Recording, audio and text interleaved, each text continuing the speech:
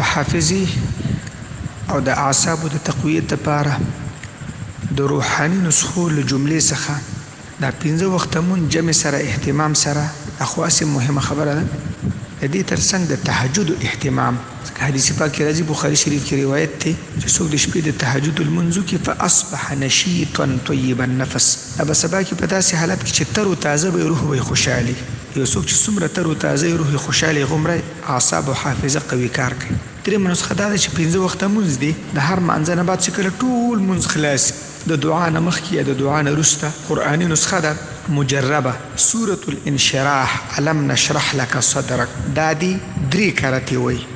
حد اقل، او ربي زدني علما دا دي 2 کرتې وای، او ربي اشرح لي صدري ويسر لي امري واحلل عقدة من لساني يفقه قولي دا دي هم 2 کرتې وای. په دې خلاص باندې شوف کی پزړه باندې دی راکاږي ځکه چې محل د علم زړه دی، دماغ باندې دی راکاږي ځکه د دماغ سره مضبوط تعلق دی. او د یادونې وړ ده چې هر شرعي نسخه هغه د حافظي د تقویت لپاره او که